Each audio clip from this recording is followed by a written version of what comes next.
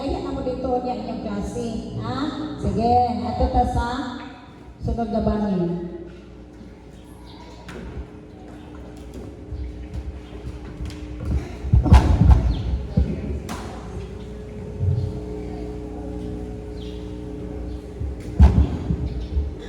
Pandam naman ta sa itong mga kaugalingan, no? Ako gihanyo ang scripture reading o opening prayer.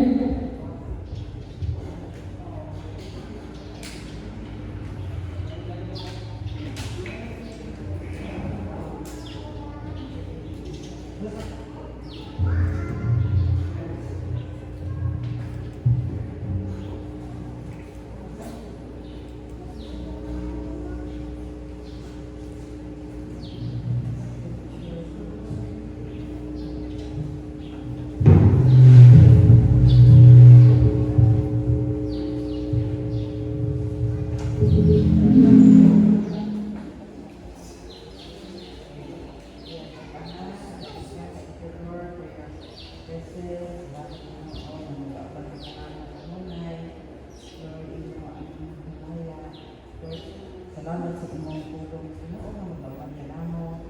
Kapilipos 4 verses 8 and 9. Sa katapusan mga igsuon, pun-a ang imong nauna sa mga butang na maayo o ang ngayong dayon. Sa mga butang na matuod, ligdong, matarong, putli, matahong o kuladong. Ipakita sa buhat ang inyong nakatunay. Nadawat, nalungog, o nakita dili kanako. Ug ang Dios nga naghatag kanako sa kanilang mag-uban kaninyo. Ang Father, in the name of Jesus, Lord, yes, ang magidawat ang kinabuhi sa imong tulong o ang diya sa imong tulong Ginoo and ang dihog sa imong tulong Ginoo. We pray for the God na ang imong giingon na kung panamo ang mga murahuna sa mga butang na maayo o ang may daydon sa mga butang na matuod, ligdong matarong o ang ipakita na sa among buhat Ginoo. Tanan nga nakatunay diha kanimo, tanan nga nakatunay diha kanimo, Spirit, tanan ang nagawa, tanan ang nadungog, kinahanglan makita ni sa among kinabuhi Ginoo, mai-apply ni namo sa pag-adlaw. Bisan pag nag-struggle ni Diyos kalibutan Ginoo, we pray Lord that you will always guide us and continue to strengthen us Ginoo. Lord, imo ang humayan sa pag-adlaw na kami, Lord, buman o mahimo matinumanan hangtod sa kamuturan hangtod pag-aabot ka mo maabot ka sa ngalan ni Jesus. Amo ibalik ko ang humayan na kanimo. In Jesus' name we pray. Amen. Amen. May buntag mga isuon. Sa kadaghan sa mga tao sa kalibutan, usa ka na may aron sa balik sa Ginoo aron simbahan ni siya. No, dili tanang tao nag-acknowledge nga labaw ang Ginoo. So mapasalamat ta kay naata karon sa balik sa Ginoo. Amen. Kay malaubran, hallelujah. No, maski daghan sa ugamay, dili gyud maintisdan ang kamatuoran na ang Ginoo ang ayan dahil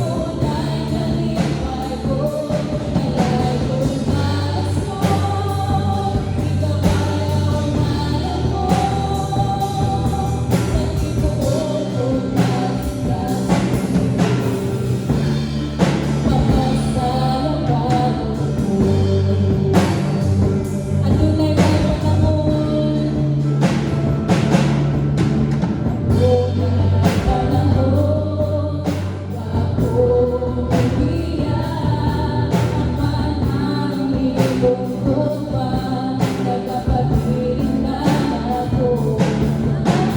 Hindi mo nagtutulungan, naglasyan. Pagkakatago pa ako, sa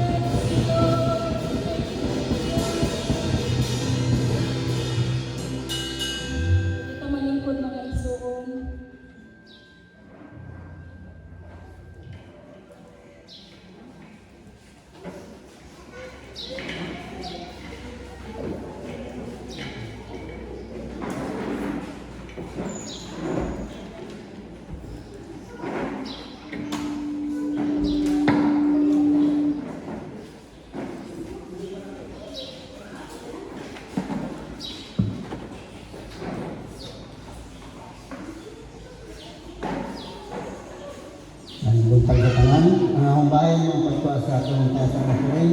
Apan, dali pa doon ako'y pagkabasahon din sa Sumala sa Buhat 20:35. Adunay paggasos ng pagpapili nga ngayon.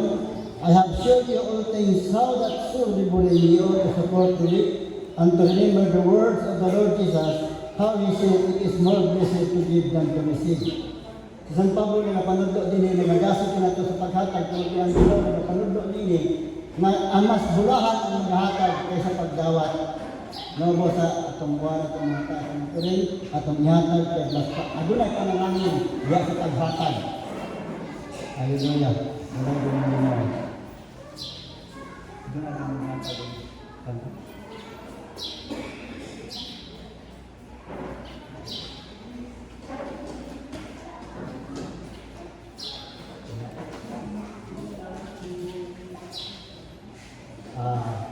Nalang mo din magkakalang din ang kanta.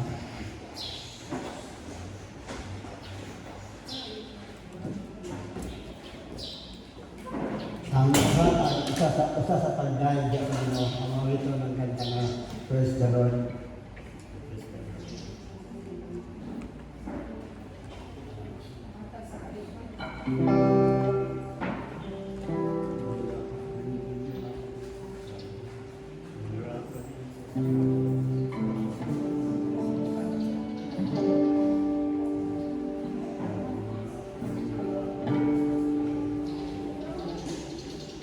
When the rock against the struggle, that shadow shines, and a protest ever God, by Satan's majestic strength. Don't break the faith that is within you, sin to disappear.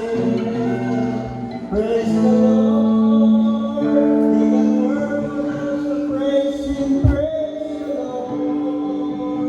Our God never fails, praise the Lord. And the chains that seems to bind you serve only to remind you that they drop powerless behind you when you praise Him.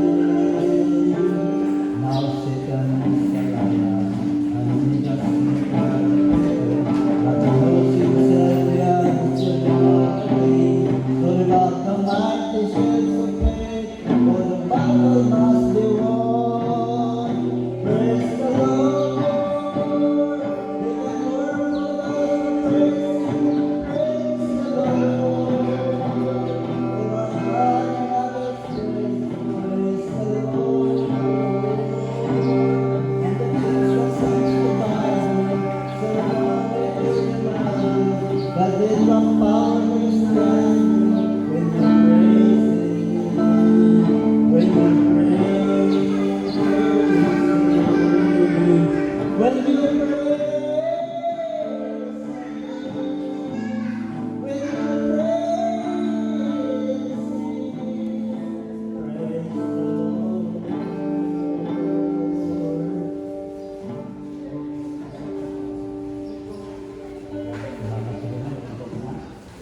Bilang Diyos, salamat sa mga sa isang kawan natin ng Pagkakailan Diyos ay pagsimba kami mo paghahalak sa Diyos. Pag-alaga diya kami mo Diyos, ginaan sa pagkakataw na pagdaig kami mo Dino. Salamat ikaw na panalangin sa mga kasama niya karoon. Diyan pa ka itong mawala din, wala ka din Dino. Ikaw na panalangin din mo sa pagdaso ko Diyos sa sunod ikaw na Dino. Simba o sa ibang ka na mo diya kami sa Espiritu sa kamaturan. Sa pinta, sa mga kami mo sa panalangin sa maraming Diyos. Amen.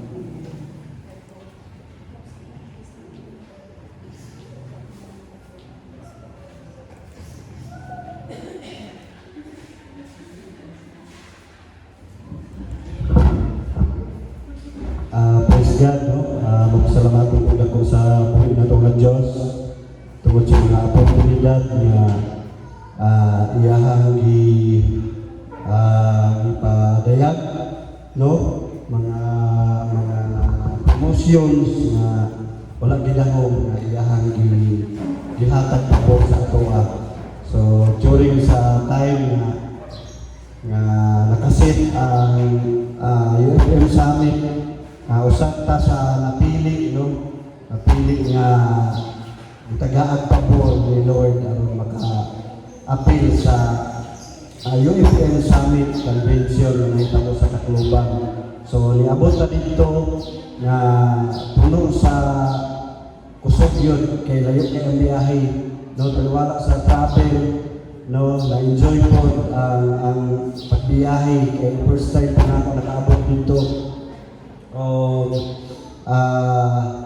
Nakita din ako ang lugar na sa unang panahon naigo sa typhoon, no?